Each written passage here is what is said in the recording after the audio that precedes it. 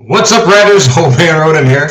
Welcome back to the channel. Hey, live stream. What do you think? Can everybody see me? Like I said, I've never done this before. It's going to be an interesting time. I want to wish everybody a happy and healthy 2021, which is about what? 59 minutes from now? But anyway, did you enjoy that? Could you hear the music? I wasn't sure if you could hear that or not. Put it down in the comments there if you could hear it. So there's Kevin. Hey, Kevin, how you doing? Amit, how you doing, Amit? Very glad to see you guys are with me tonight. And like I said, I just wanted to see if everybody has a good New Year's Eve celebration so far. I know everybody's sitting at home because of COVID and stuff. But Chad, glad to see you, man. Could you hear the music when I first started? I know the screen I had blocked off because I wanted to make it a little bit dramatic, if you know what I mean. But I didn't know. Could you hear the music okay? Yep, Kevin says you can. So that's really good. I'm glad you guys could. So tonight what we're going to do is just play it by ear. We're not really anything planned. Ask me any questions in the comments there, and or the chat, and I'll try to answer as much as I possibly can. Like I said, get me a little bit used to reading the screen and also looking at the camera so I don't look like an idiot. And you're going to get the goofy laugh no matter what anyway. So, well, Chad, he said it came in fine. That's great. That's great. I'm glad to hear that. You guys, like I said, do you have any questions or if you have what your plans are for 2021? I can tell you what mine are. First thing is I'm going to start building on the Himalayan here in the next couple of weeks. I actually got some my Givey bars are in, and I'm going to pick them up this week coming up, and also the racks for the panniers or the saddlebags. So I'm not going to tell you what I'm doing yet, but I think somebody that if you've been paying attention to the channel, you know what I'm heading for with the luggage. So, well, another thing we're going to do, we're going to start tearing down 2 motorcycles besides building the Himalayan. I'm also going to be doing tear down of the 2003 wide glide. We're going to tear it down, and basically what we're going to do is take all the tins off, take it down to the frame, pull the motor off, and put it in a stand. And I'm going to slowly but surely. That bike won't be done in 2021. Probably will be 2022 or 2023 with all the things we have planned. But the other thing I'm going to do is I'm going to tear apart the 2001 Road King because I'm going to do some paint work on it. It is a 21-year-old bike now. Even though it's a 2001, it is over 20 years old. It was built in 2000. So we're actually getting to the point where it's a 21-year-old bike, and I want to freshen up the paint a little bit on that too. Ian, hey, this is going to sound terrible, but it is Ol Man Ronin. So, hi Ian, how you doing? Happy New Year. He's from Australia, so that's great. Chad, where are you guys from? And Kevin, I've got your addresses that you sent me for the stickers, and those will be coming out. They're supposed to be picking them up on Monday, and as soon as I get them picked up, I'm going to start mailing them out to you. And question from Kevin was when I'm going to start the TAT. The TAT is going to begin in July, and the reason why I'm waiting so long, 2 reasons mainly. Number 1 reason, though, is I want to make sure the passes are open so I can go through the mountains. I've ridden through the mountains on motorcycles lots of times, but never on the Trans-America Trail. And what people are telling me, it's and especially if we have a hard winter, some of those paths, trails aren't open until the end of June and the 1st of July. So that's what I want to do there. Hey, Rick, how you doing? Or Rich, excuse me. That's good. We got quite a few. And Kevin, you're from Strong, so that's great. Chad, you're from Michigan. That's fantastic. Well, I hope that kind of answers some of the questions on the TAT there is when we're going to start it. I figure it's going to take a solid 6 to 8 weeks. I have to ride over to North Carolina. Luckily, my son lives over there, but I'm going to ride over to North Carolina and then dip my toe over in the Atlantic there at Cape Hatteras and then ride all the way on the Trans-America Trail to Oregon Dunes, and then I'm going to ride all the way back to Ohio. Kevin says I got the right bike. Yeah, I think I do. Like I said, when I was planning on doing the Trans-America Trail here a couple years ago, I was thinking about what I was going to do, and in fact, I bought the 1200 Sportster for that very reason. I was going to turn it into a scrambler, and in fact, when I tore it down and I had and I was getting ready to rebuild it, I basically put the extra log shocks on it and rose the front end a little bit, put a little bit long. Well, it has longer forks anyways. It is on the front, two over on the XL Custom. It just was too heavy. And I was a little worried, even though it has plenty of low-end torque, I was a little worried that the bike would overheat. I mean, I put an oil cooler on mine anyways because I built it to a 1250, but it's just a little too heavy and a little too hot running for low speeds. You got to get, for a Harley to perform good in slow, you've got to make sure that you're running at a decent speed, at least 35 miles an hour. Particularly in summer months, because those things get hot. So that's one of the reasons why I decided to not do the Scrambler. And of course, I'm going to give Itchy Boots and Kamikaze so much credit because I watched those guys ever since Itchy started, Norley started riding on the Himalayan. I watched it. I thought, man, I'm really interested in that bike. So that's one of the reasons why I decided to purchase one. However, I'm not a rich guy. We talk about this all the time. So what I do instead is I waited and found one that was used. And as soon as I did, I made the right deal and boom. It's a 2018. It's not a brand new bike. Guys always say, oh, you need to test ride the 2020 or the 2021. Well, I have a dealer about an hour away from me. However, they're great folks. But, it's one of those type of things. I don't like to spend a lot of money. I'm a cheap SOB. So instead, I found it was perfect. It fell on my lap at the exact right time. The guy's a fan of the channel when I first started, even though it was all Harley at the time. And so basically, I was able to get the Himalayan at at literally a third of the price of a new one. What can I say? Rich says it's going to be a lot of fun. Kevin says it's going to be the right back. Ian, hey, Ian, how you doing? New Zealand couple who did the tat on. Yeah, I saw that. They did it on a Honda C90, if I'm not. No, you said a Grom? I seen the couple that did it on a C90, and that was pretty interesting. But I've not seen the guys that did it on the Grom. And, and that's kind of cool, too. I mean, obviously it's a different kind of bike. Hang on while I drink some of my PBR here. But, yeah, I'd like to see that because that'd be interesting, too. Because those bikes are, they don't really have any low-end torque, but they're super light. I mean, you could pick it up and carry it up the mountain, I guess. Said Norelli, shoemaker. Yep. I think you're right. I think she helped, pardon me, glasses. I think she really helped get a lot of folks interested in the Himalayan. The guys and gals in India had it, obviously, for 2 years before it came to the rest of the world. And I think it's really going to be a fantastic motorcycle for me. It already is, but for what I want it to do. Rich says PBR. Here's to you, Rich. Hope you're drinking some with me. Toast. I'll try not to say the famous line that I always do, things of that nature. Oh, got a drink. It's funny. My son was the first one to pick that out. And, it's one of those type of things that, I do use a lot of segues, and I attribute it to being old. I can't remember half the thoughts in my head anymore. But hopefully I remember. It's kind of funny. I remember stupid stuff. Yeah, it is what it is. Well, like I say, if you guys have any questions about what's going on with the different bike builds that we've got going on, what products I'm going to be using, I mentioned a little bit earlier about having a couple different winter gloves that I'm testing. I got a company that sent me some. I had to pay for it, but they sent me some of the discount that I'm trying out, and you'll see that in a future video. I'm not going to make a special. I think little things like that. I'm not going to really do individual reviews or first impressions. I'll do it in part of another review. Like my next video, you're going to see Sunday. It's going to be about chain maintenance because, I've got over 1,000 miles on the bike right now. I know that's not a lot, but I've only had it for a few months.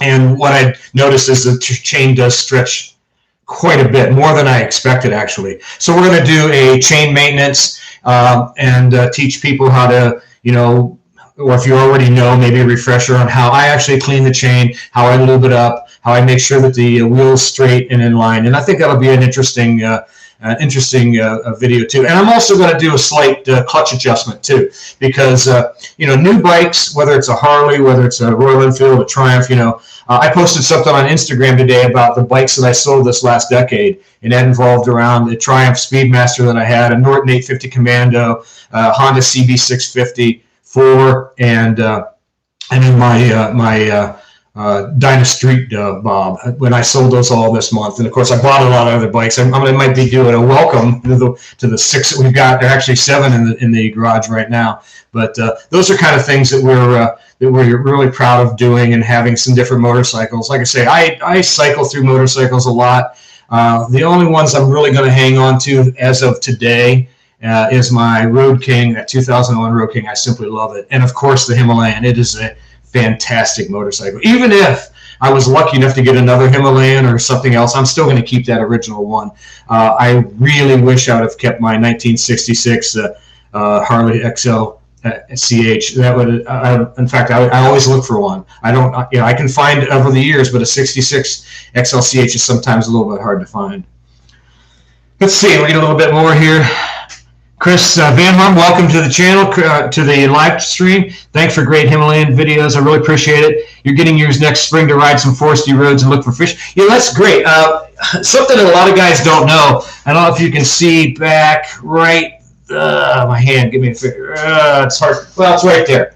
That picture of me. Back in the 90s, I used to fish the Bassmaster Tournament Trail off. I don't know if you guys are familiar with that if you're out of the country, but that's something I did. In fact, it was motorcycles has always been a big part of my life, but I also was a touring pro and was part of the Bassmaster University, and I would speak all over the world. I spoke in Japan, I spoke in South Africa, all over the country. It was a lot of fun doing it. I really loved it. I did it for 10 years. But then it became such an expensive sport, and I had sponsors. I was sponsored by Stratus Boats and Evergreen Outboards and a bunch of other different companies. But the reality of it is, another saying I use all the time, was it became so expensive, and I had a family as well too. So I actually stopped fishing in 2000 as far as tournaments, and dedicated my life to motorcycles more.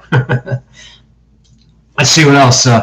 Chris says thanks. Ian says you're doing a bit for Himalayan too. 2 of my friends have them, and they both love them because they're so versatile. They are, and that's one of the things that I keep mentioning in the videos is, it can be your only bike. I mean, I'm really blessed that I know how to work on motorcycles. I started when I was, I'm the kid that always tore the stuff apart and put it back together again to make sure it would work, which was the bane of my dad's existence. He'd come out to mow the yard and the mower would be in pieces. And, oh man, I catch so much crap for that. But it taught me a lot. So I don't have any. I did work as a slight auto mechanic when I was in high school. I washed cars, change oil, do tune-ups and things like that. Didn't say it, but I'm going to drink anyway. Cheers. For Chevy, I did it for a Chevy dealer in my local town of Navarre, Ohio. But as far as me getting into motorcycles, I always worked on my own stuff. The only thing I don't do, and I'll be the first to admit this, is on the Harleys that have a fuel injection. I have a guy that is the best I've ever seen. He lives in Delaware, Ohio, has a shop up there called Republic Cycles, and I take all my, if it's got something to do with the computer, I take it to him because that's above my pay grade. I really don't know how to do that.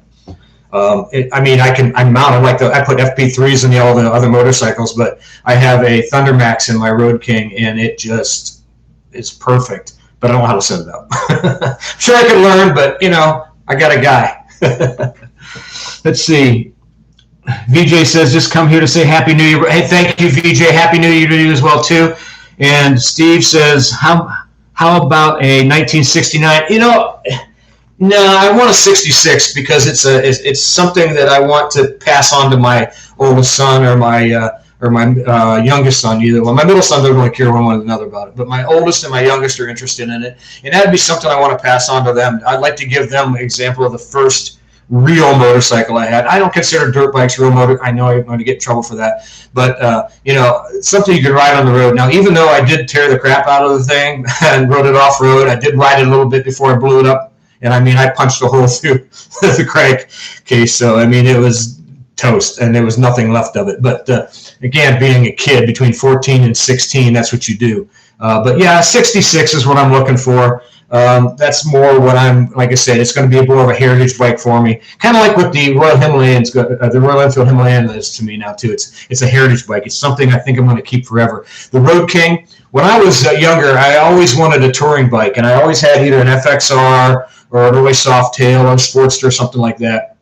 The Road King that I have right now is the very first true touring bike that I had from Harley Davidson, and I think that that was the one I'm going to keep as well too. I should have kept my first Dyna or FXR. I wish I would have. Now they're too expensive. Should have kept my first Dyna, which I didn't either, and should have kept my first Softail, which I didn't either. But like I said, it's one of those type of things that now I'm in the position that I can find an old or used one. I would never buy a new Harley. The thought of a $30,000 motorcycle to me just is mind-boggling. I just can't do it. Let's see. Okay, ABHI, I don't know how to say that, but Happy New Year. I'm glad you all came. You guys enjoying this so far? Like I said, if you have any questions, please ask. This is the time to do it. You know, like try to keep it to motorcycles, and if you want to throw some bass fishing in there as well too, that's kind of cool too. But I did mention the fact that the Royal Enfield Himalayan is a great all-around bike that you can take. In fact, I do have, and I plan on taking a pack rod and reel and do a little bit of fishing when I'm out west. Well, pretty much anywhere I go on the trail too, because that's something that's a big part of my life as well too. So we're going to take a little rod and reel, and hopefully, I'm hoping I can able to afford a decent drone. Now, if you guys, I don't know nothing about them. Again, this is new to me. This whole YouTube thing is new to me. I do a lot of research. I love to research. It's one of the things I like to do. So I've been looking at different things, how I set up my hook motor, my camera on my helmet. I do have a new addition I'm going to be putting on the Royal Enfield in the next couple of weeks. It's the Pro Mount GPS holder, and that's where the facing me camera is going to be, and that should be in the next couple of weeks. I'll do an install on that as well too. But you're going to say, ask any questions you feel like. Let's see what Ian says. Most of them had bikes we wish we had kept. My regrets of my first bike, a 49 match. Well, dude, yeah. I mean, that would be awesome. And you said also a Ducati glasses. Sorry, 860 GT. That's great. Kevin says, any more winter riding? Yeah, I mean, I'm not putting the bike away. I mean, I made a winterization video, and if you notice when I said I'm not winterizing this bike, I did all the other motorcycles, but I decided not to film that because it's kind of boring. So, but the Himalayan is, I mean, it's out. I mean, I had it out a little bit today. We had a little bit of snow, but I didn't do any filming. I didn't want to be too repetitive, but we're going to do some, the next time I get some really big snow. Today, I mean, the snow all melted, and then like last night we had rain, and then it turned to freezing rain and maybe a trace of snow. So it really wasn't anything. But the next big snow that we get, I'm going to take it on some of the trails I've got around here and see how she handles, even though I'm a little hesitant because the tires are not really good for off-road and snow that comes on the bike, and I'm not really going to do any major changes to the tires until the early summer of next year. Let's see. Kevin says, "Oh, that's salt." I know. That's why I had the bike out a little bit today, because you've got to clean that thing off. The salt is terrible. I mean, it's hard on cars. It's hard on everything. But I'm thinking it's going to be extra hard on the Himalayan, just because of what I've heard, some stuff. So I want to make sure that, and I know that I don't think they've changed it yet, but I think the rear swing arm has an opening, so that means you got to really keep it greased and keep a head up on it to make sure that no rust gets in there as well too. And that's another reason why I'm also going to be lubing up as I do the clutch adjustment and the chain. I'm also going to be lubing up the cables as well too, because salt can get in anywhere. Kevin says, "Cool, get some chains." Yeah. I mean, chains for the back tire. I don't know if I'm going to do that or not, simply because I'm probably not going to encounter that on the Transamerica Trail, and I'm going to be doing a lot more build stuff. I'm still going to be riding, and we're going to get something, at least once a week will be on the roads, maybe all the time. I don't know. Depends on the weather. You live in Strongsville, Kevin. You know how screwy the weather is here. I'm up from, like I said, I lived in Tuscarawas County most of my life, and right on the border of Stark and Tuscarawas County. And, we were you guys were in the snow belt. We were at the edge of it. And if I still lived up there, definitely I would be having chains for the Himalayan. But as far as down here, I mean, it comes and goes. So I don't really know. We got a lot more ice down here, I know, for sure, than they did back home. Steve Miller, hey Steve, how you doing? Says saw but didn't finish looking at the video. The suggested fuel stabilizer made booger up compression, wash off cylinder wall. What I do with the when I winterize a motorcycle, I'm running high test, and I don't do octane booster because that just adds alcohol. But I oil inside it. I don't know if you saw the video on winterization, but the first thing I do is I don't use a fogging agent. I pull the spark plug out and I squirt oil, regular 2050 or that's what I'm using in colder weather, at 2050, right into the cylinder head, and then run the cylinder up and down after I've done running the system, the fuel through the whole system. Mainly what I want to do with the stabilizer is get in through the injector, get in through, if it's a carburetor, in through the carburetor, through the entire fuel line system. I do not like it in the cylinder. So that's very good point, Steve, because that's something that's really important. What I do instead is I use oil, and that way it gives a good coating there. And I don't run it anymore. That's done. We're done running it until we start it up in the springtime. Here we got Karthik. Can you laugh once? Well, I do all the time. Hang on, we'll be there. Lance says, I'm looking forward to see what the 2020 Himalayan new upgraded dash looks like. Rumor had they added a navigation system. Yeah, I don't know. I like attack, and whether it looked like the pictures I've seen, it's where the tachometer is right now. And to be honest with you, I carry a GPS on my phone or on a regular system. I don't really need that little thing telling me to turn right here. I get it in my Cardo system. I don't know what you guys run for communication, but this is what fits on my helmet. It's a Pack Talk Bold JBL, and I run this system on any of my helmets. And my wife has one, the daughter has one, and we talk that way. I use it for phone. I use it for the navigation through the phone, so it comes right into my helmet. And it's so much easier, and that to me is more important. And of course, I've got the screen. Right now, I've got the mount on the handlebars. It's really good where it's at right now. I think I'm just going to keep it right there, and then when I get my GPS for the new GPS holder, it'll go there. And of course, the camera will go right beside it. Let's see. Ian says, so glad I don't have to worry about winterizing bikes. Yeah, I mean, I almost moved to California once. I almost moved to Florida once, but I love Ohio. I love the roads we have. I was making a joke with, hang on, cheers. I was making a joke with Shade Tree Surgeon. I don't know if you guys watch him. He's a Harley. Well, he has a lot of different bikes like I do. But he always talks because he lives down in the Tampa area. And I was teasing him. He goes, he mentioned about not having twisties in Florida, and I said, yeah, you do, on-ramps. So anytime you get on an on-ramp, they've got a twisty.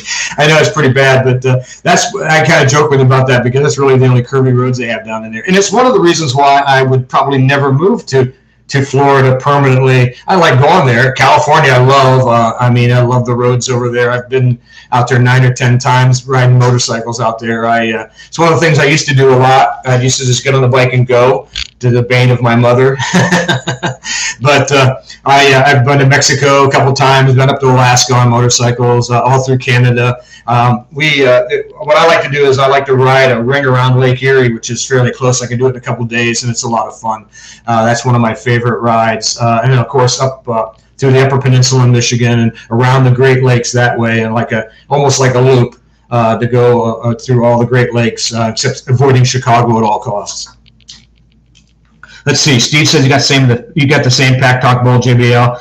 Have to get them in the helmets. I'll tell you, the one thing I will warn you on the the Pack Talk is if you've got a helmet that's got the ear holes, that you can put the speakers in, you can't depend on that. You've got to put those speakers directly over your ears. In fact, on my both of my helmets that I'm running right now, the Zox Adventure helmet, and also my Biltwell lane splitter where I have the sound systems in, I had to move them away from those holes in there because it wasn't close to my ear, and I couldn't hear nothing. If you don't have those right over your ear, when you have them over your ears, it sounds beautiful, but if you don't have them right over your ears, man, you can't hear nothing, and that's terrible. Let's see, Emily. Hey, Emily, how you doing? What's the best terrain for the Himalayan? Anything you can ride on. I know it sounds kind of pat and kind of goofy, but I have a blast anywhere I go. Now, if you're doing dirt with mud and sand and I would suggest putting some knobbier tires on it. And there's a bunch I'm looking at. I haven't made up my mind yet how I'm going to actually approach it. I know I'm going to put some more aggressive ones on in the spring to ride the eastern part of the Trans-America Trail, but I think when I get to Utah, I'm going to switch up to really heavy knobbies. And then when I come back through Utah on my way back, I'm going to go to a more, I want to say, I don't want to say 50-50, but more like a 70-30 tire like that. It's going to give me both on and off road, because I'm going to ride back roads all the way home instead of the trail. I mean, I could go trail out, trail back, but the problem with that is it's going to take me forever, and I do have to work. Thank you. Oh, that's Emily. Apparently that's my granddaughter. Say, hey, everybody say, because I didn't know she had Emily Sunflowers. So, hello, Emily. How do you record audio on your GoPro? Okay, that's a great question. What I did is I bought a thing, and there's a YouTube guy named Chase on Two Wheels, and let me see if I can get the camera right here.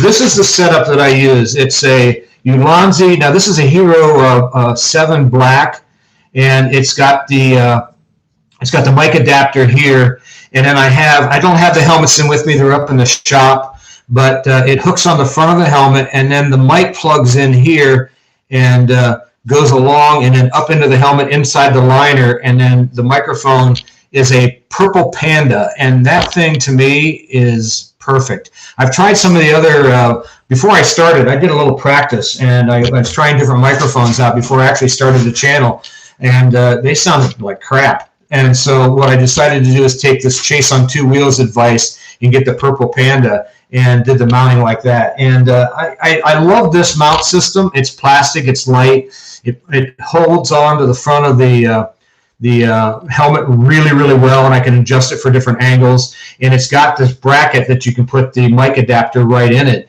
And that mic adapter it's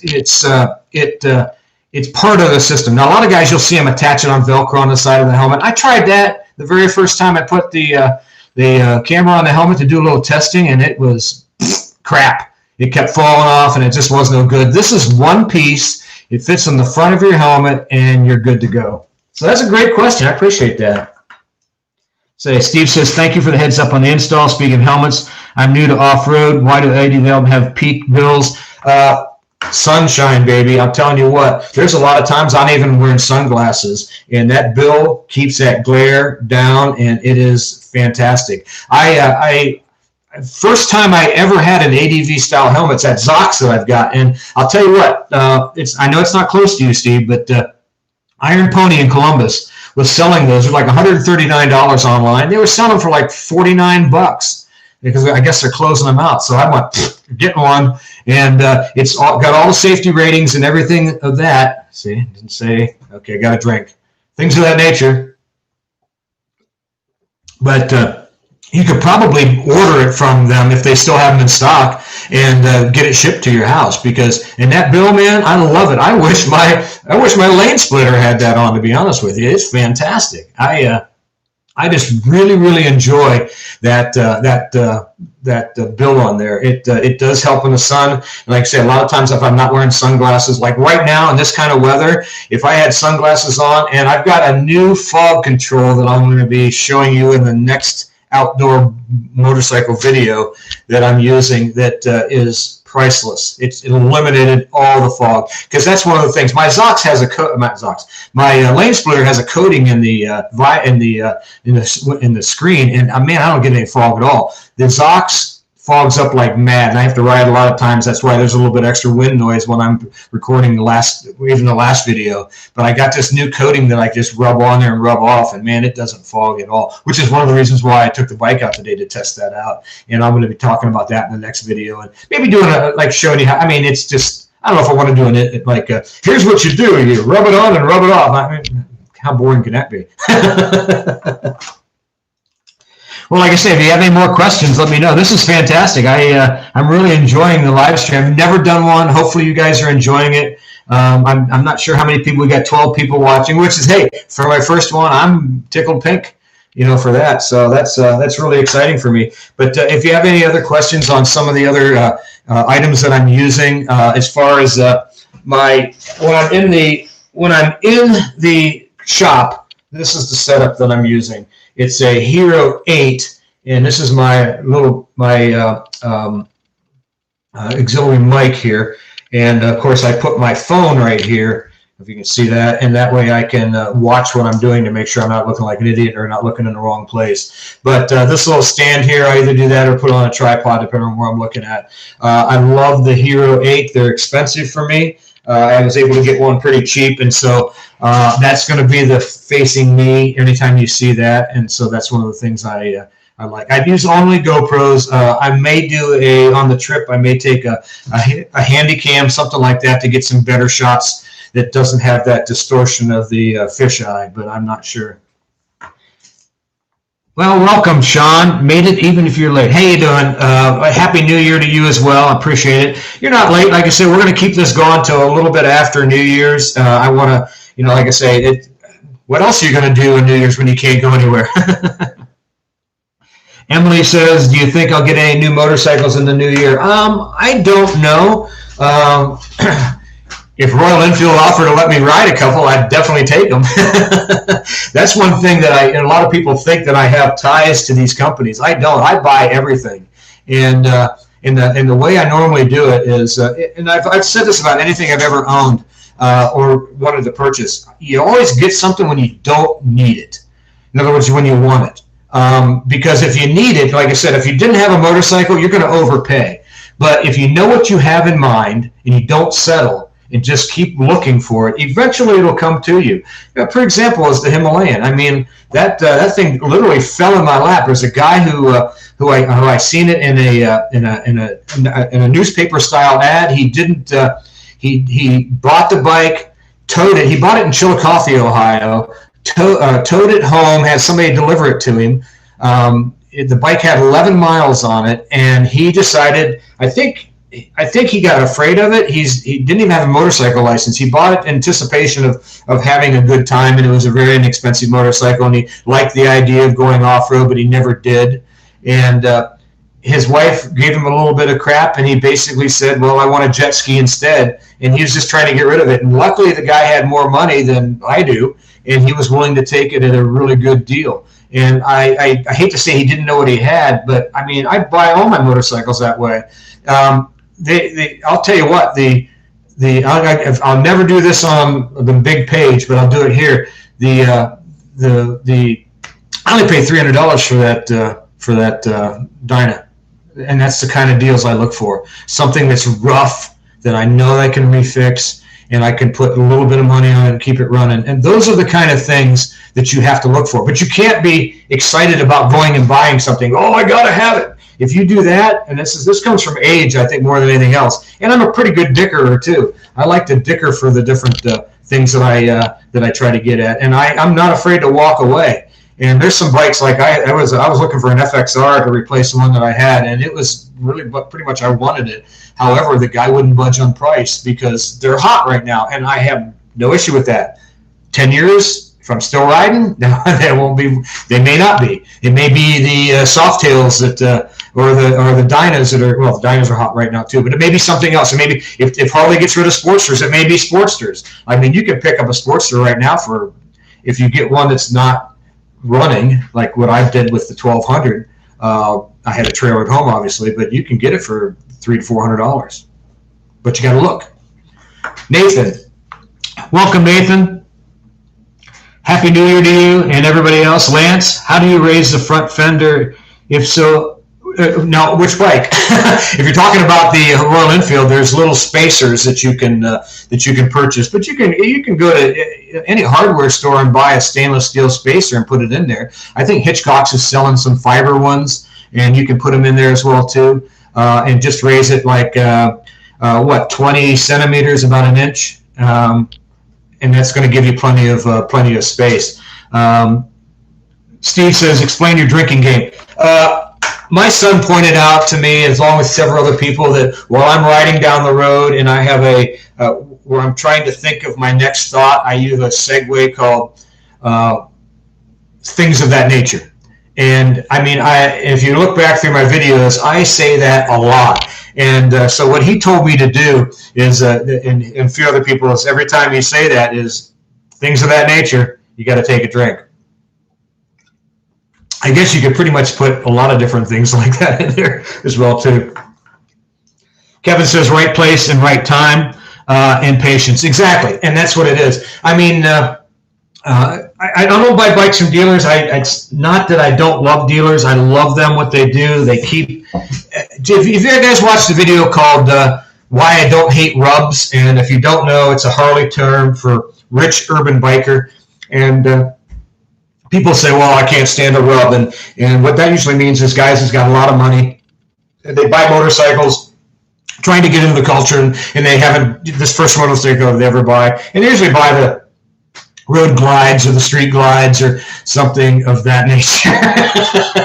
See, there you go. That's how you get the game. That's how you do it. But that's most Harley guys don't like those guys. I love them because they keep the dealers in business and keep Harley Davidson in business and Royal Enfield in business. And those are the kind of guys that a lot of times they burn out on motorcycles. Maybe they had a close call. Maybe their wife doesn't like it. Maybe it was a change of life thing, or not change of life, but going through a pad period where they're trying to grow up and have a second childhood, things like of that nature.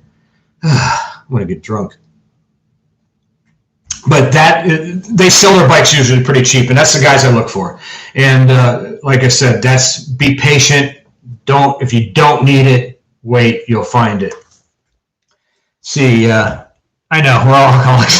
Hope you can do more live streams occasionally. It's a real buzz having someone address me other than, I like I said, I wasn't sure how this was going to work. I've never done it. I literally went to Amazon because I don't have until recently, didn't have a camera on my computer because why would I need that?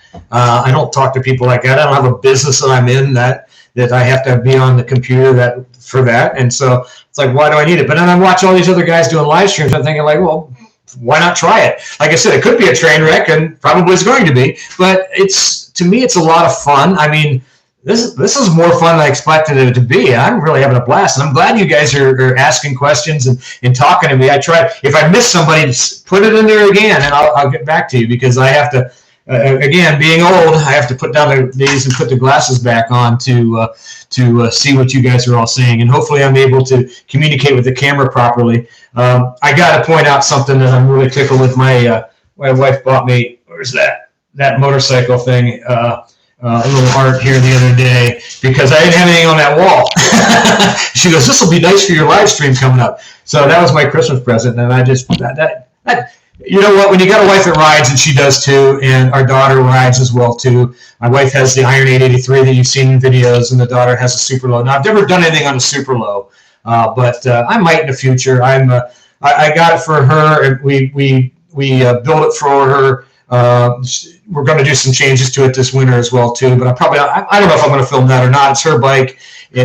She may want to do something on her own for her own YouTube channel down the road as well too. She's 25, yeah, and I think it'll be fun for her to do her own thing, if you know what I mean. Let's see. Sean says, "Oh, good thing I'm drinking water." Well, I feel sorry for you. Let's see. Steve says, "I'm doing weight reduction on the Him as much as possible. I've removed the high fender, looking for heat guard next work. And what else can you come up?" I don't really think there's going to be a lot that you can bail out on that thing, particularly if you're going to take it on trips, because then you're going to have to add things to it. Now, there are some really cool setups that you can get and take on and off from a company. Let me think if I remember the name of it. I seen it the other day, and it caught my interest, except I'm still going to put the pannier brackets on it. It's oh gosh, what's the name of it? See, this is what happens when you get old. Wolfman luggage, and they have an easy strap that goes on, and that'll eliminate a lot of weight if you're going to be doing long trips. And you still want to have bags down low, which panniers are really important for that. You want to keep the weight low, and so I see all these guys, and there's a YouTuber out there, a female YouTuber out there, and she was going moto camping, and she put this gigantic backpack on her sissy par, and then stuff on top of that, and on top of that, and on top of that. I'm thinking, like, my God, that's like driving a 300-pound guy around who's 7 foot tall. I mean, it made me a little nervous for her, because you got to keep that weight down low as far as you can. And it made me a little nervous. Now, I'm not against sissy bar bags, because I use one on the Road King and some of the other bikes as well too. However, you don't want to have them so big and so heavy. And like I said, and that's one of the reasons why, to back to your talk, Steve, as far as having the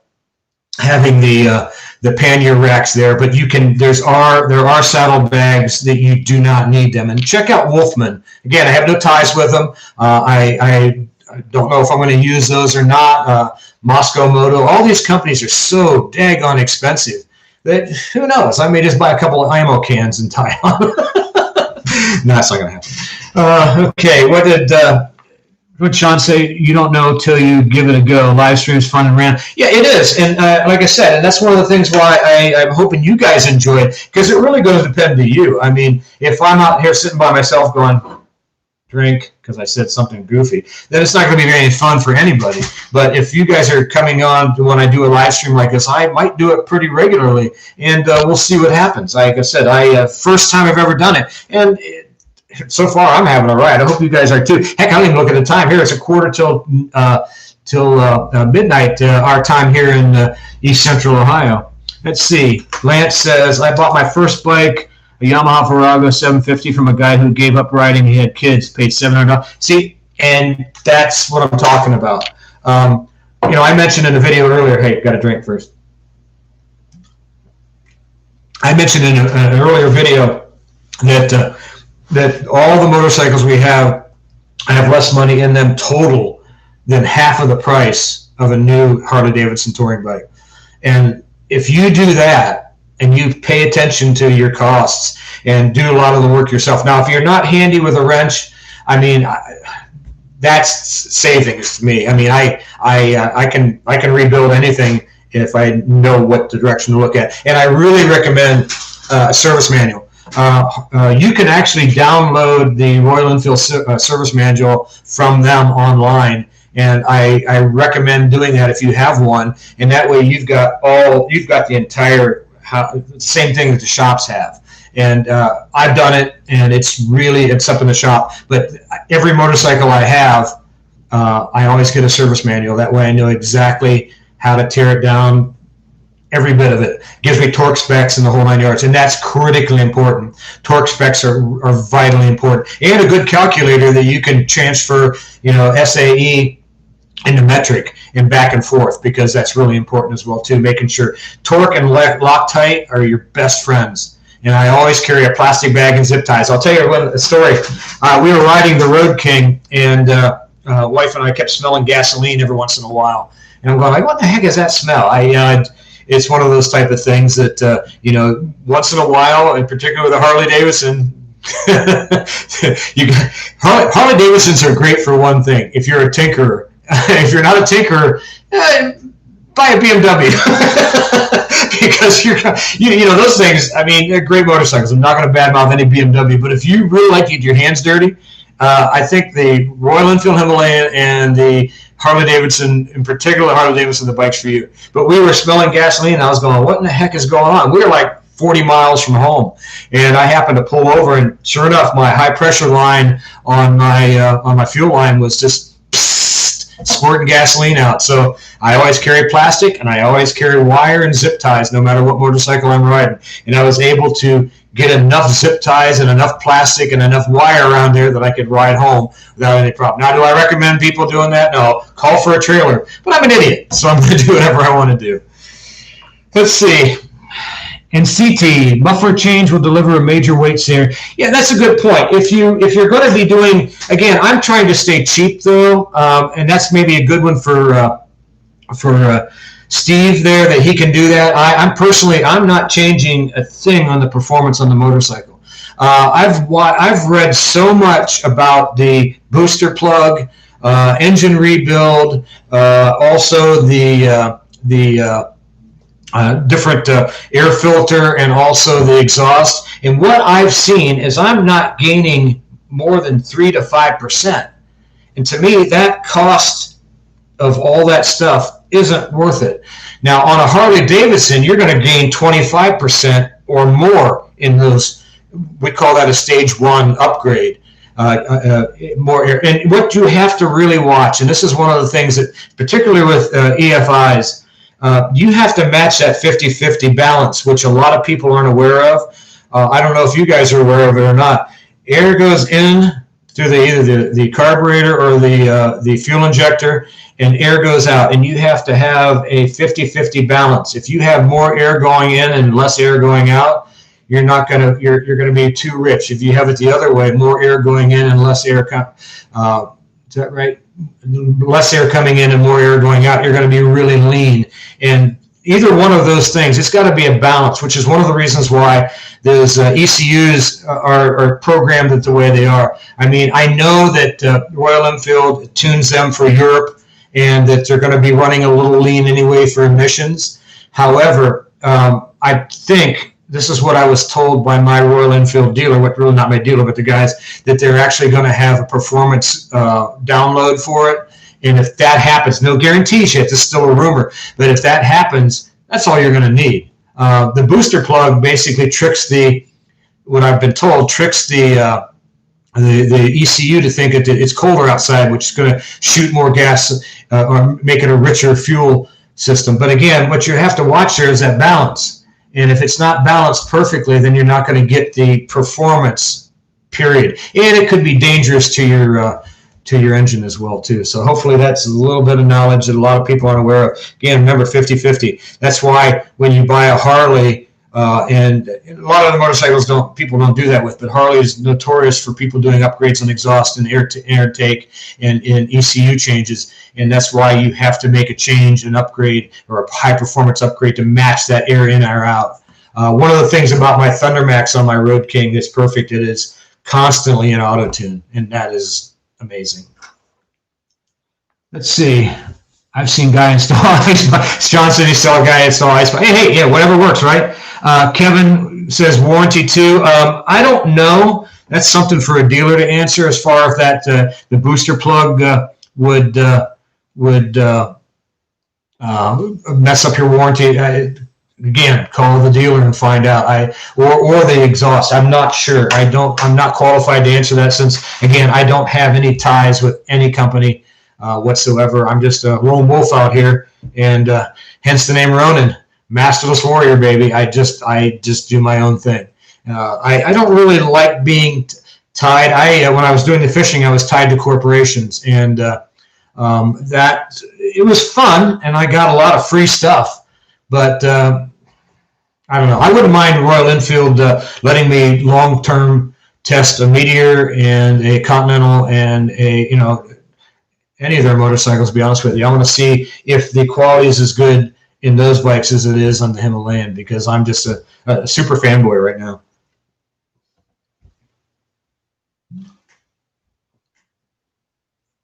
"11 minutes, guys." Let's see. Lance says, "Large ammo cans make great panniers as long as they're tough as hell and dirt cheap." I want you to do me a favor, guys. If you go back and look now, obviously my channel right now is Himalayan heavy. But if you go back and look at the video that on the Quest Continues, and it's about me going to look at that 2003 Dyna Wide Glide. That guy had his saddlebags or panniers were ammo cans. He had 2 on the side and 1 in the front. Well, what told me those weren't a good idea is the fact that they were rust inside like crazy. But that doesn't mean anything because the guy didn't take care of the bike anyways. It was kind of funny. I literally had to dig dirt out of the handlebars because he had dropped it so many times. I don't know if he was a drunk. I don't know if he just didn't give a crap. But the engine's strong, and that's all I cared about. The engine's strong and it tracked true. That's all I cared about. And so that's why I got it. And the price was $300.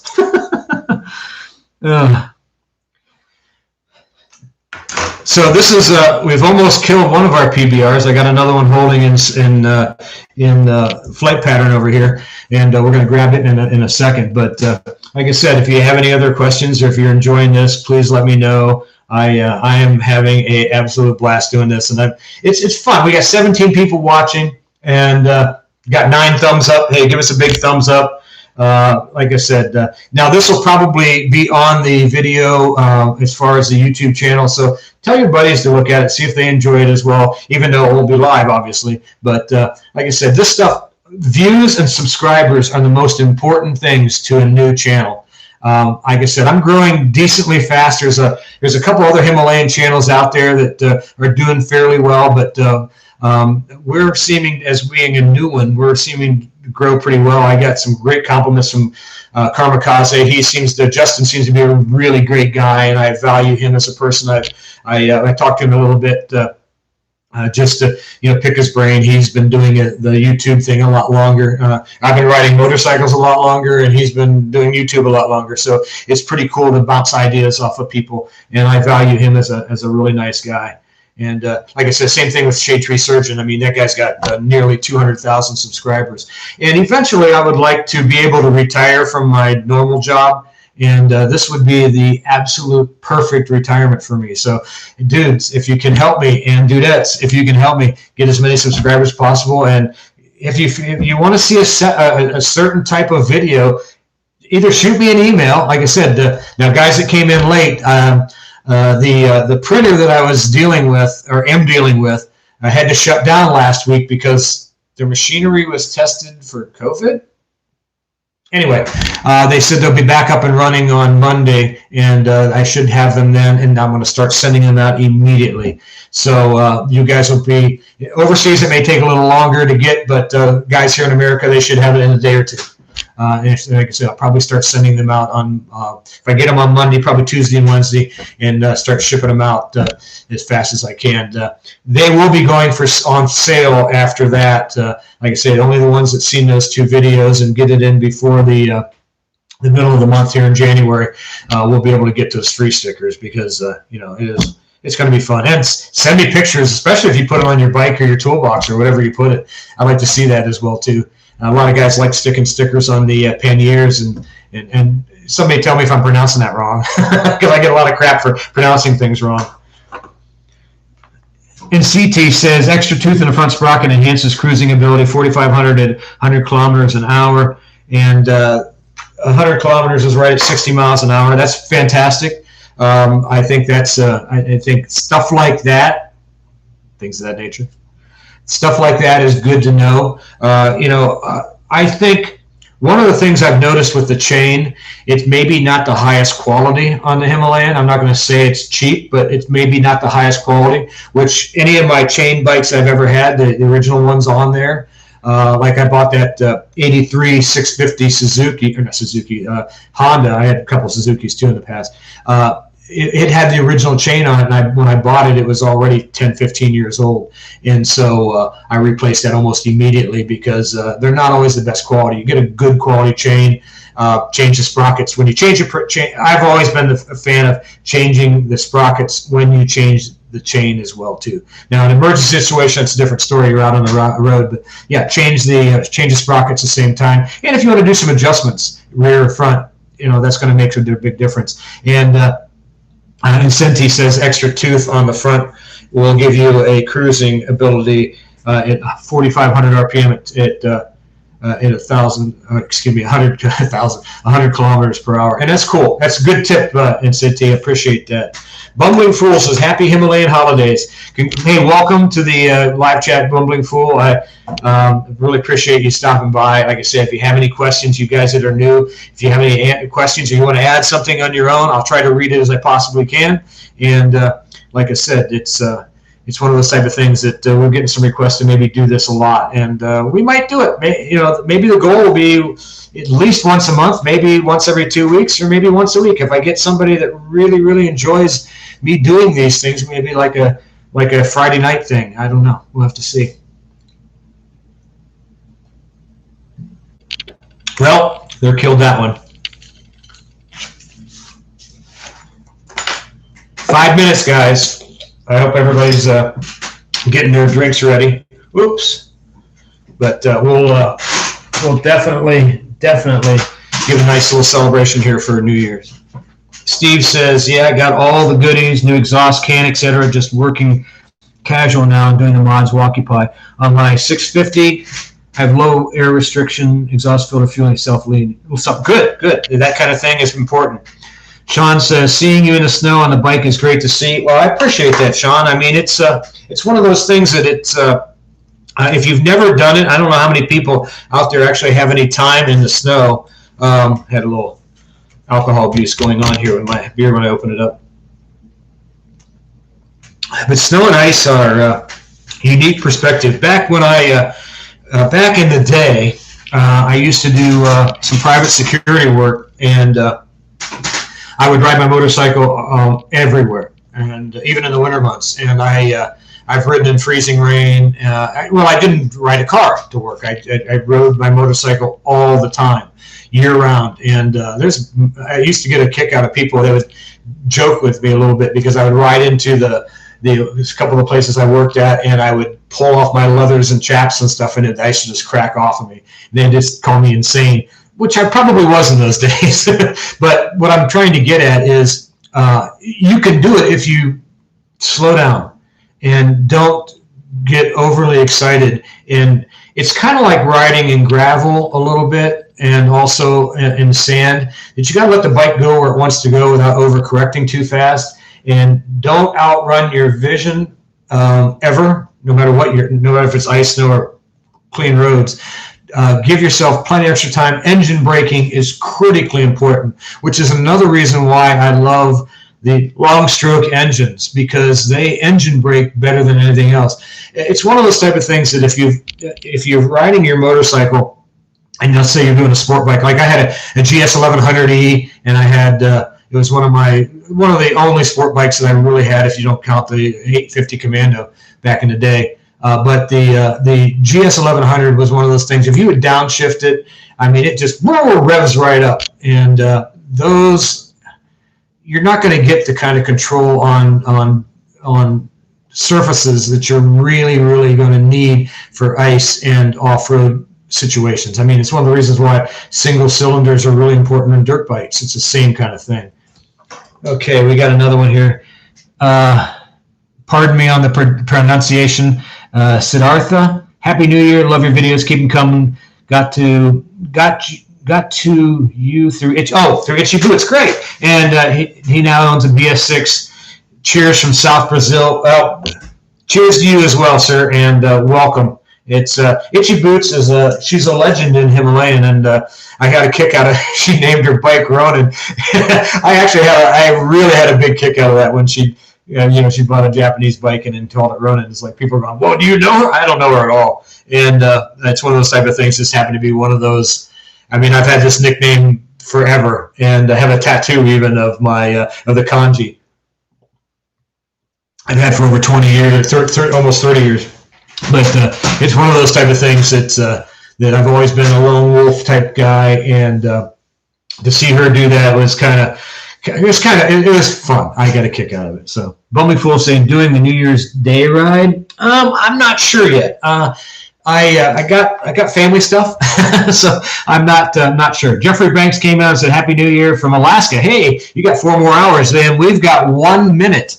So we're gonna do something a little special here as soon as we do get the holiday coming in here. As soon as it hits, let me look at the phone. It says 11:59. So I'm hoping everybody now. I know you guys at Steve, you're here in Ohio, so you're going to hit the New Year's same time as we are. But everybody else has already got it or coming to it, like in Alaska. Atria says, "Old man, I rode the BS4 for around 4,000 miles first time in North India, and it got to be by 6 on a 6,000 mile trip in a week. Fantastic. And Happy New Year to you too. NCT, here we go. It's almost time. Happy New Year and the best from down under." Well, I appreciate all you guys. It's really cool being global. And here we go. It's that time. Happy New Year, everybody.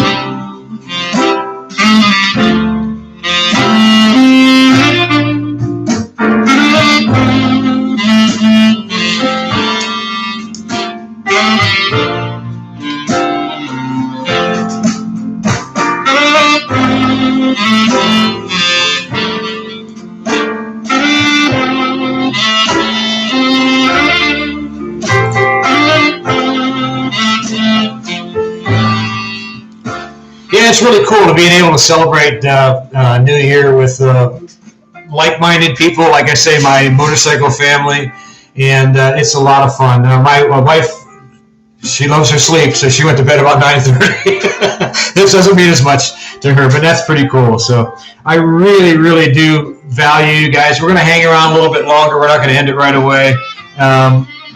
Let's see. We'll read a few more of these comments. As Atria says, I wish I could grab that beer. It's 10:30 in the morning here. Well, you can.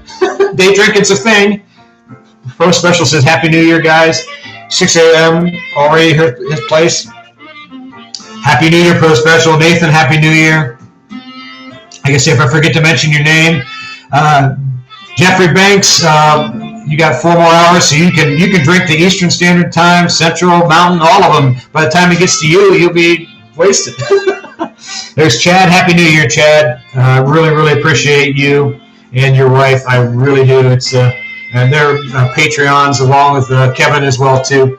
And I hope I'm pronouncing your name correctly, Kevin. I don't know if it's Kevin or Kevin. I wasn't sure, so I wanted to make sure. Oh, Artria, Artie, how do you say your name? Artria. I sent pictures. No, I did not see them yet. I've been working today.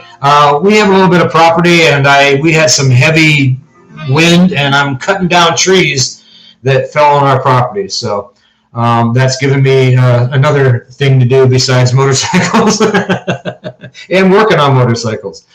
But okay, I want to make sure, Kevin. Thank you. I appreciate it. It's get my glasses again. Sorry about that. Okay, well, I will destroy it no matter how you pronounce it. Lance, Happy New Year to you as well too from New Jersey, and you hit at the same time we did as well, and I really appreciate it, guys. Like I say, this has been a lot of fun, and I'm hoping you want me to do this again. A few of the comments said they do, and that makes it more and more exciting to me as well.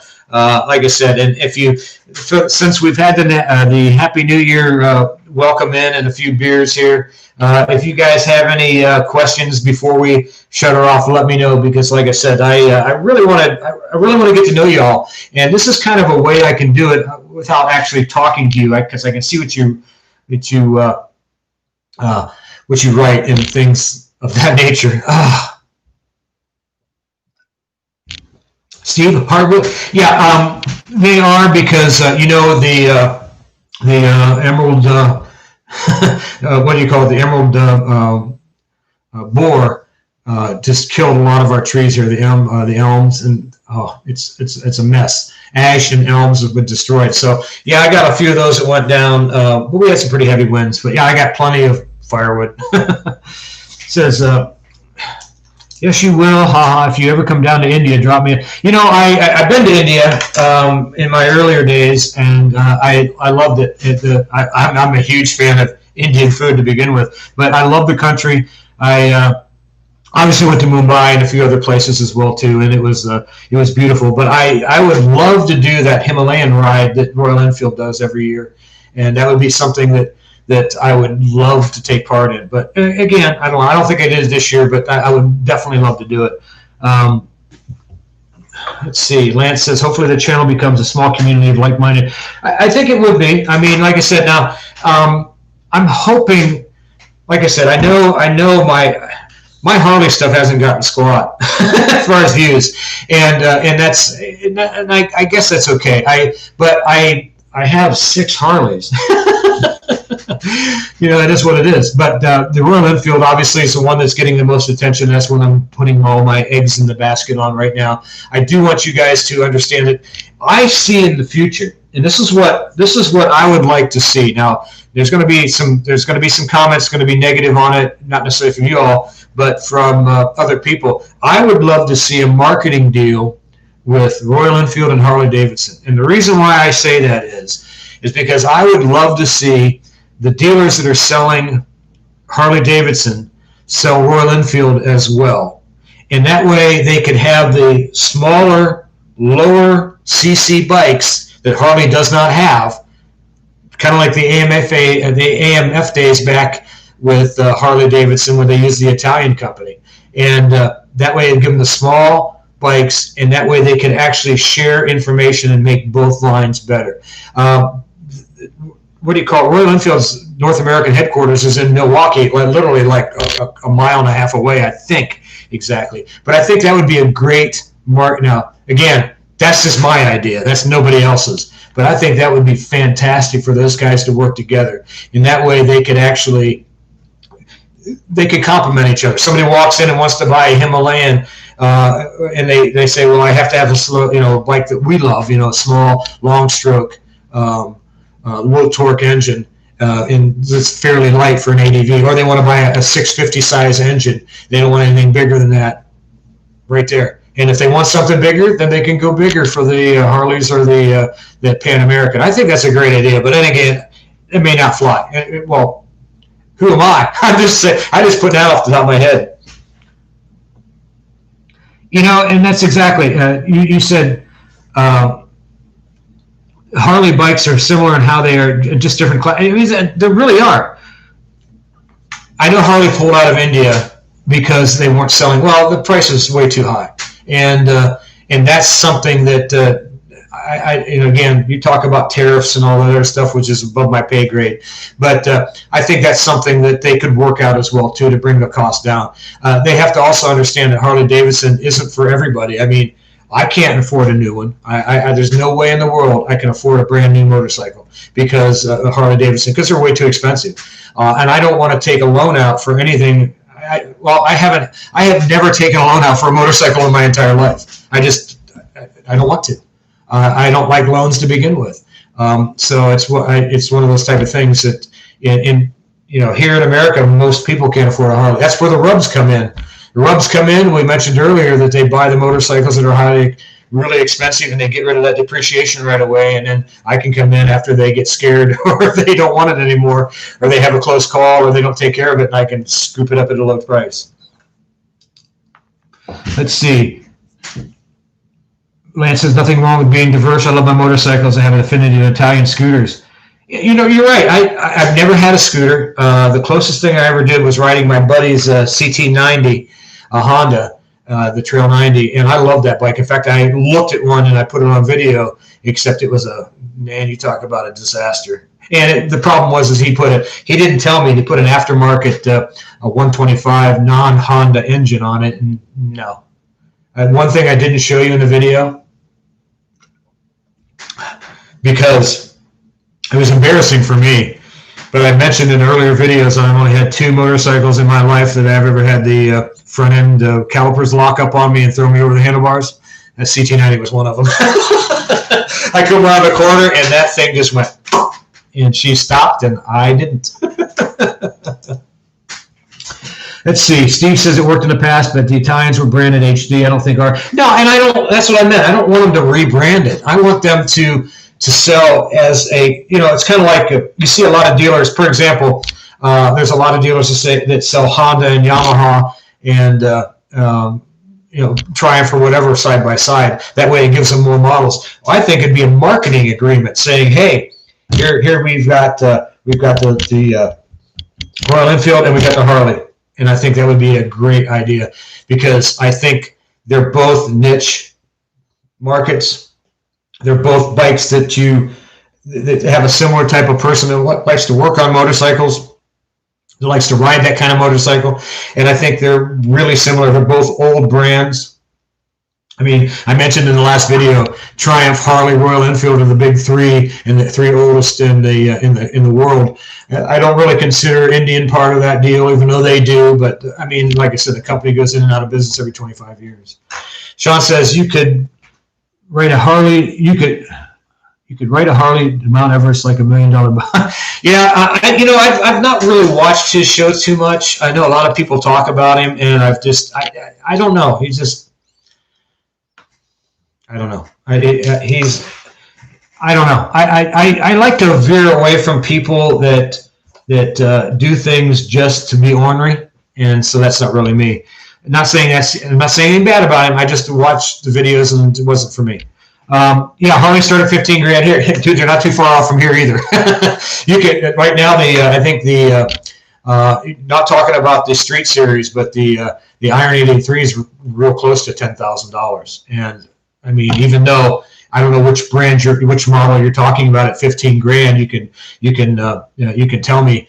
But I mean, you're not that far over, and I'm sure there's a lot of tariff and shipping at things there as well. But yeah, you're not far off. I mean, if I was to buy a Road King today, brand new 2021, it would be $26,000. There's no daggone way. I just wouldn't do it. I would much rather pedal a bicycle. For me, what's in store for 2021? We've got a lot of stuff. We've got some, I mentioned earlier, the Royal Enfield build for the Trans-America Trail. That's going to be the #1 thing.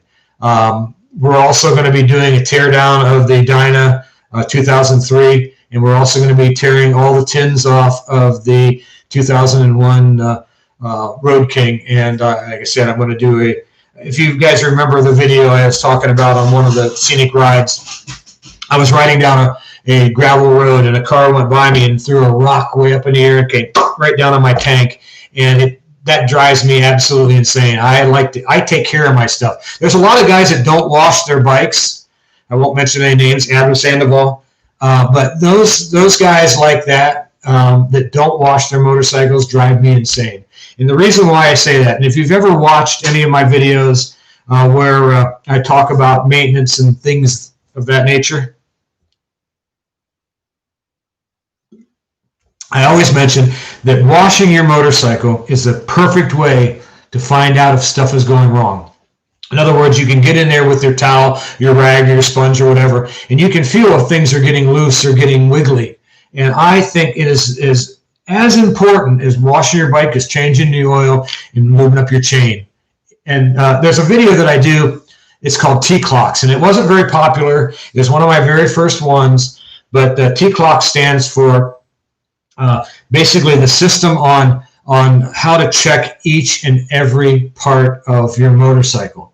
And I encourage you, if you've not watched it, it's not motorcycle specific, but I'm not going to tell you exactly what it is. I want you to go watch the video and see what you think, because what it is going to be a system on how you go through and check out your motorcycle to make sure things are running right. Okay, let's see. Oh, 15th for the street. Yeah, and again, doesn't surprise me. I think the streets here are running about 9,000 as well too. So you're not too far off. For Trans-America, I would suggest a sprocket change for the Hitchcock is a Powertronic ECU and free flow exhaust. Yeah, I probably will not do that. The sprocket change, probably. The Powertronic ECU and the free flow exhaust, I haven't seen that much of a horsepower and or torque growth. Unless people are lying to me, I want to see it on a Dyna, because what I'm seeing is less than 5% gain.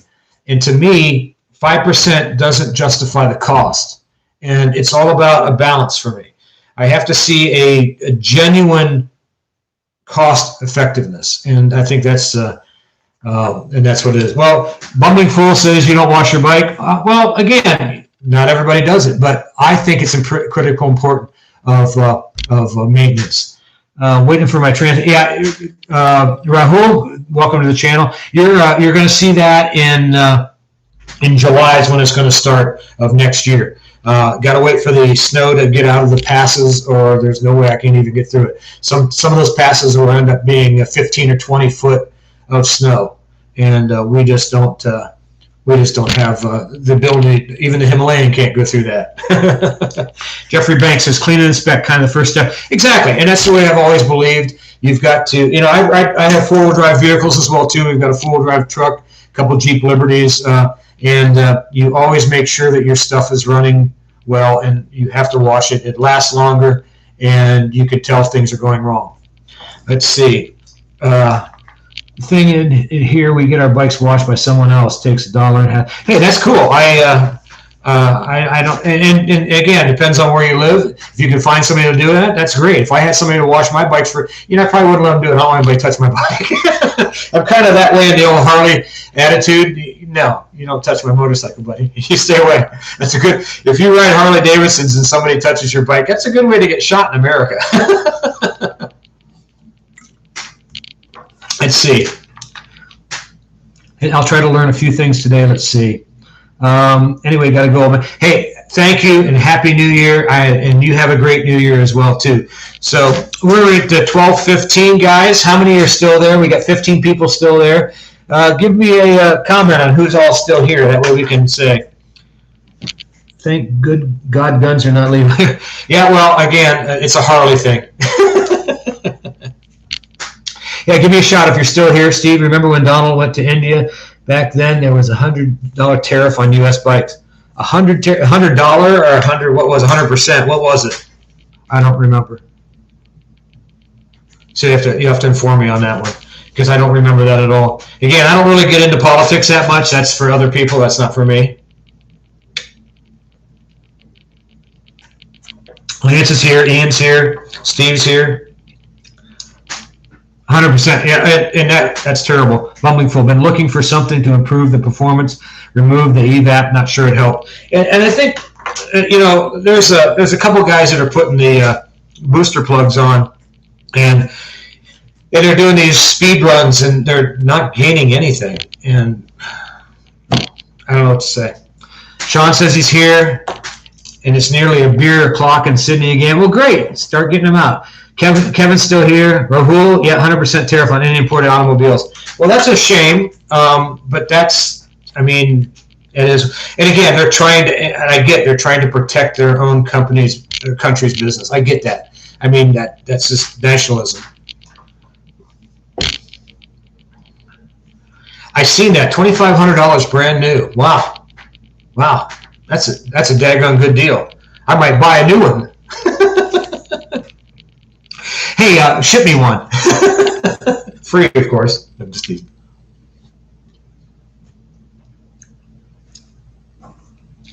Yeah, the list price on them over here is $47.95, but they slapped the snot out of. I was watching a commercial on YouTube from a dealer up in Oregon, and he was selling them for $6,300 out the door. Oy vey. That's a lot of money. Again, that would put it out of the price range for me as well, too. Like I said, if that was the case, if I did not find the Himalayan at the cost that I got it at, I would have rebuilt a Sportster. That's not, or I would have bought a KLR. I really like them. They've been around forever, and they're good motorcycles as well too. Again, you never will hear me talk bad about another motorcycle, except maybe a Honda. And I really don't talk about them either. I've had a couple of them. I really do love Honda motorcycles as well too. It's one of those things that over here we're so close to Marysville, Ohio that 1 out of 5 people work at the Honda plants over there making cars in Marysville, Ohio. So I like to dig them just a little bit. That's just me.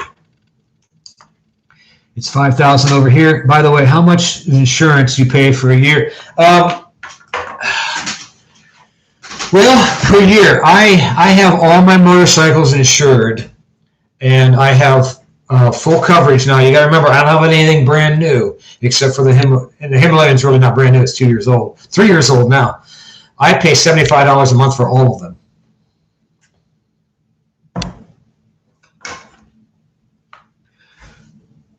Trust me, I hate most REs, just not the Himalayan. This gal is a keeper. Okay. Royal Enfield, as far as that, I'd have to look at the price breakdown. It's probably around $12 a month. Yeah, insurance costs, again, but I have I've been riding motorcycles for 47 years on the highway. Just told you how old I am. For me, once you add all the upgrades with little gains, is it worth it? That's exactly what I said, Lance. I don't know. For the extra cost, you could grab a Versus 300. And for me, the Himalayan does everything I want. And that's one of the things. When I first got the bike, if you guys watched the video, I mentioned I found the Himalayan. I had some plans on even rebuilding the engine and making it the Hitchcock's 470 engine. And I thought about that because my first reaction is I got to make the thing run better. I got to make it run better. And then I started riding it. I was an idiot. You don't need to make it run better.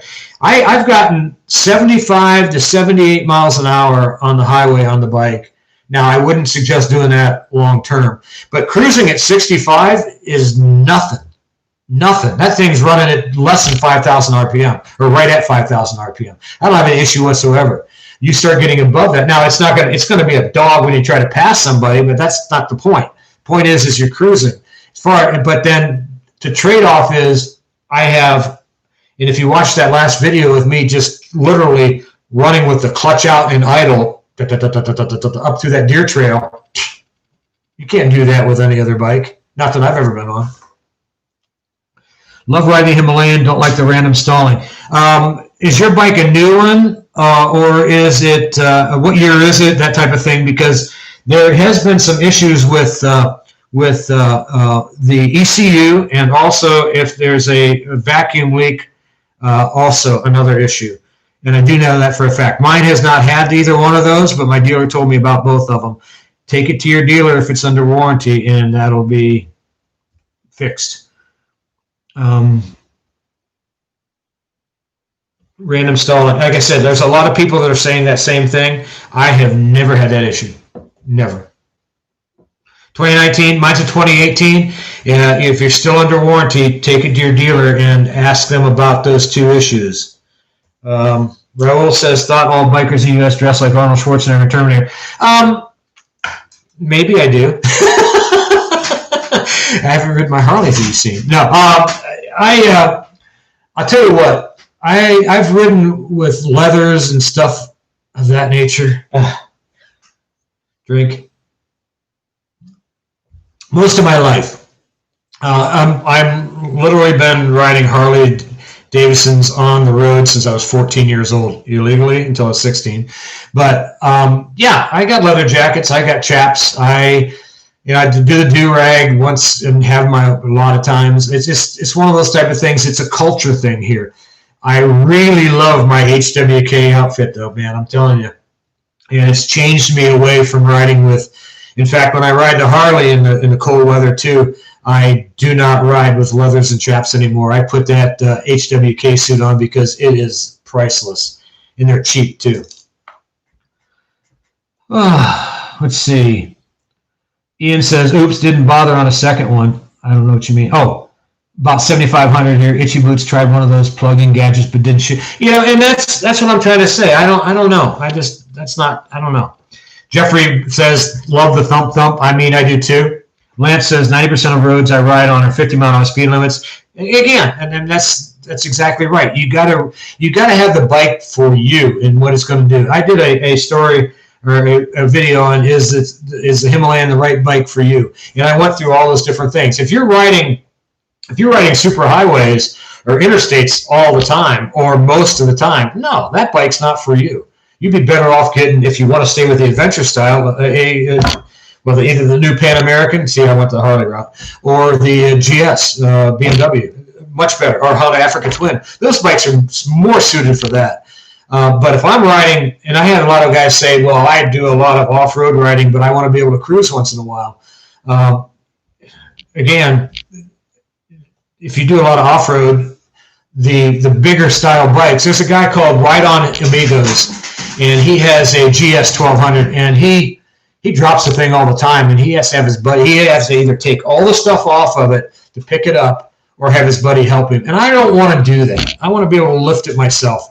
And so if I'm doing a lot of off-road, that's why I looked at a lighter bike. Like I said, if I did not get to Himalayan, I would have went to the KLR or something of that nature.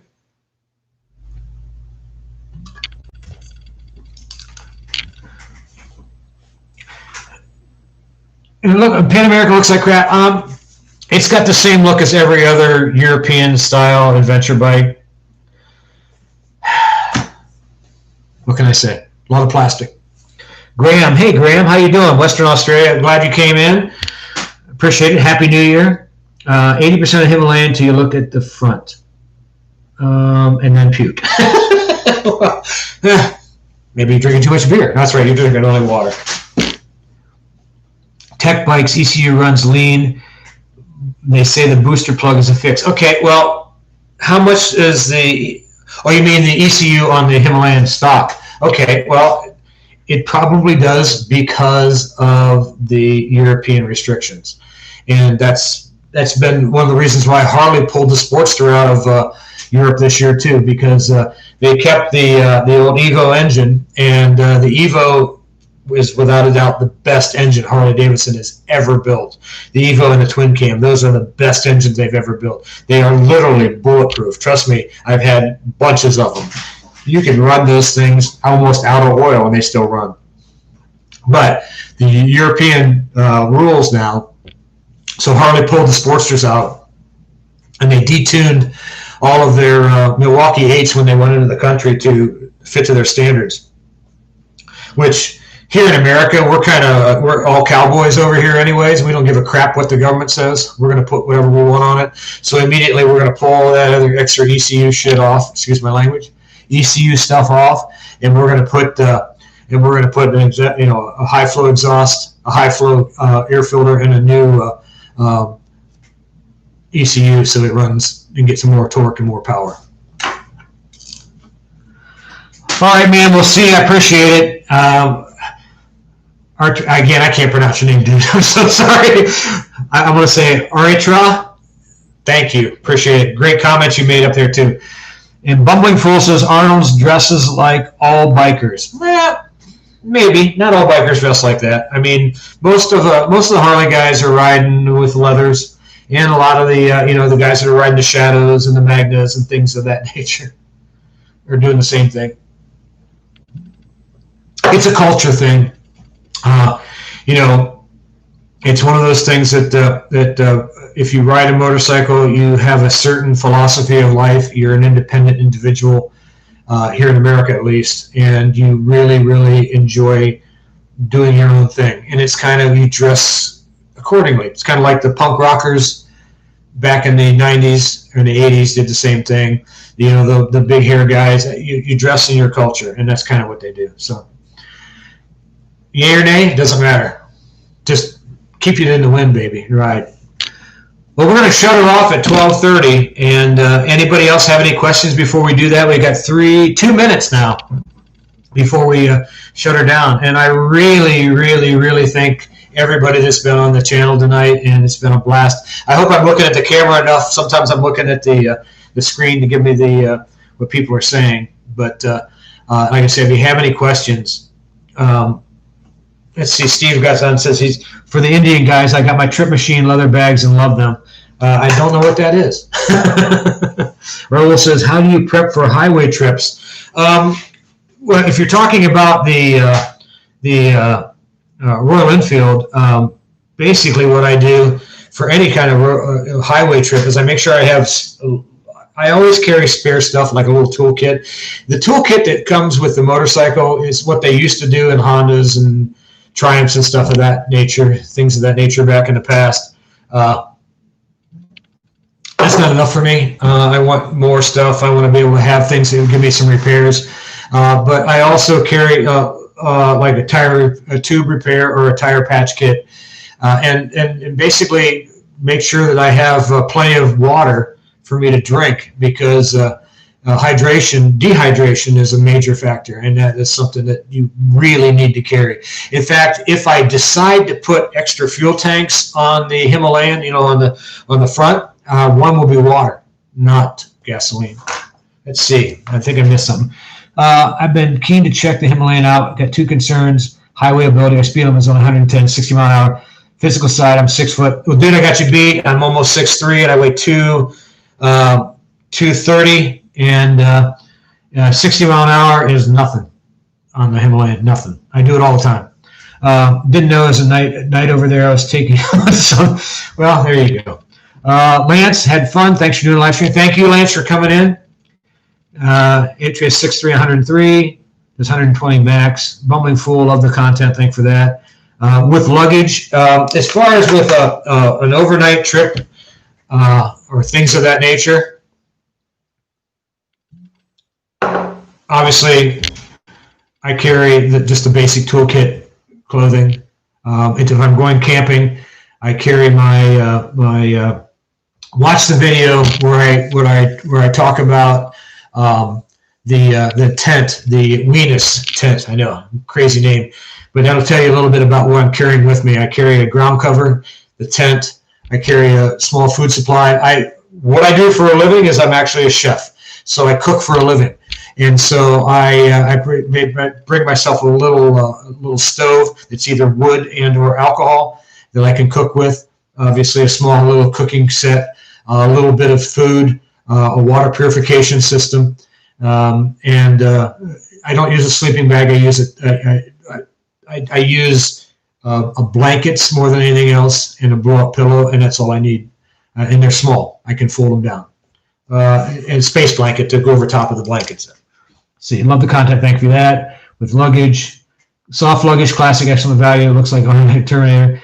BB was a nice stream. Kevin, thanks. Nice session. Enjoyed it. See you. Graham, thanks. Cheers. Love your channel. You don't really need an extra cool kit. The one on the seat does most stuff. Yeah, I don't like it though. It's kind of cheap. Thanks for coming on live. Happy New Year, everybody. I want to thank you. Happy New Year. Make sure that you ride safe and keep her on two wheels, baby.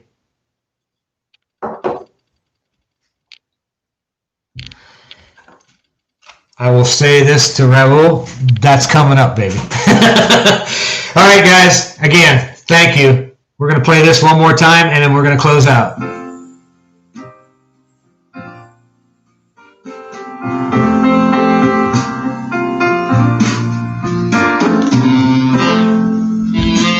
Happy New Year, everybody.